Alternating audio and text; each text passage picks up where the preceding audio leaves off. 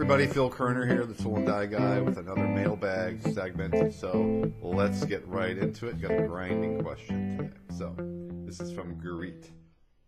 Hello.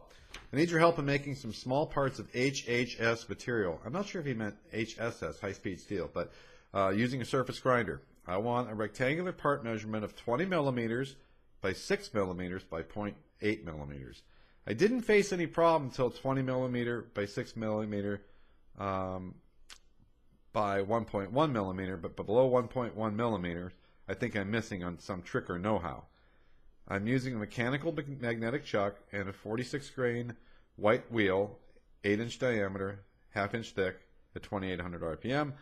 Please suggest some ways. How can I keep the parts as small as mentioned cool while dry surface grinding?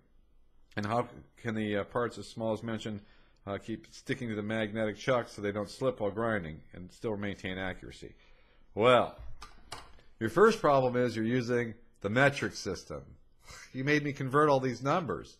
Don't use the metric system. That's all right. No, it's not. Okay, I did some conversion here. 20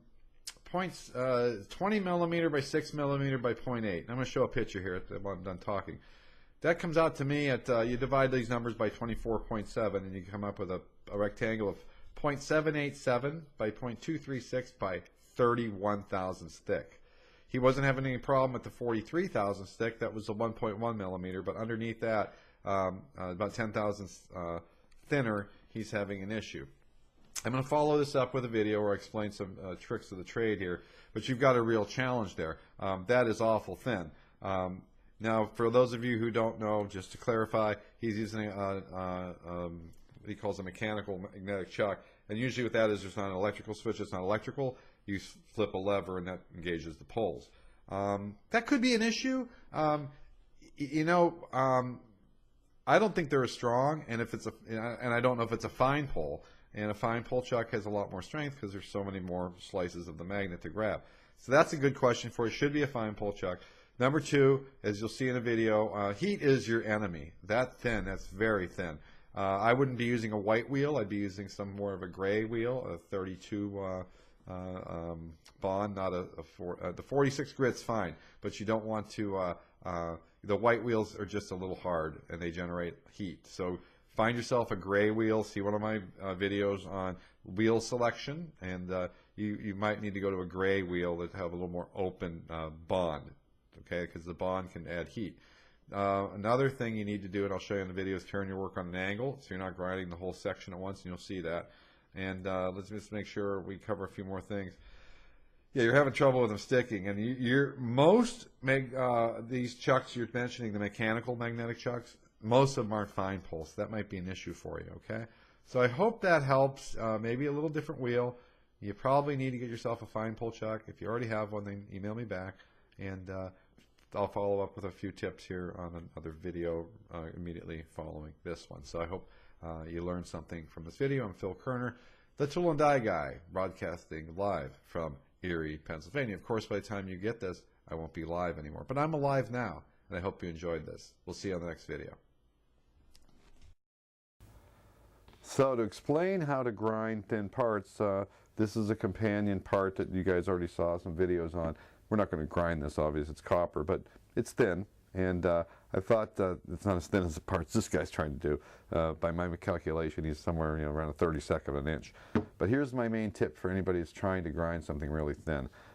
Obviously, mill it as close as you can, because grinding does throw a lot of heat into a part. I don't care how careful you are, but if you get down to a 32nd of an inch trying to grind something flat, kind of tough. So here's what I can tell you. It's not as much about wheel selection. If it were me, I'd be using a very open grit, 46 grit wheel with a bond that won't heat up. That's up to you to research, because I don't know exactly what material you're using, but you can find that out fairly easily, okay, with any grinding wheel company. Norton comes to mind. But the trick is, when you're grinding thin parts and you're having trouble getting them to come out flat, is you're obviously usually putting too much heat into the part. So what you want to do is three things. You want to make sure you have the right wheel, and again, no more than 46 grit. That'll give you a much more porous structure to your wheel, which will be a little less heat. The second thing is if you can use coolant, use coolant. Third thing would be you're taking baby steps here now. You can't be hogging off 3/1000ths at a time here. You're taking maybe 3/10ths at a time. And the last trick here is always tilt your part on an angle and grind it this way. But what happens here is you've reduced the amount of heat you can get into this part because your grinding wheel's going back and forth this way. When you're going this way, a lot more heat back and forth. And what you'll find, usually you warp your part right in the middle because that's where all the heat gets picked up in the part. It turns into a banana.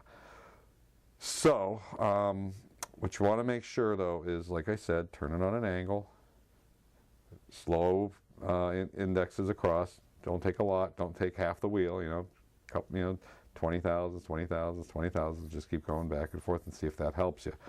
And watch my video on flatness and parallelism also, because if you can suck this thing down and it warps when it's off, it could still be parallel, and maybe they don't need it flat.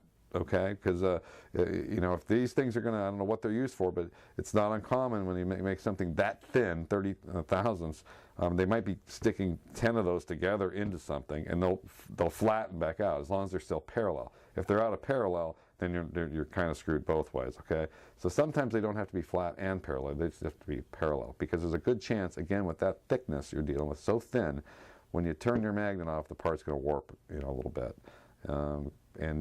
You repeat the same operation on the other side.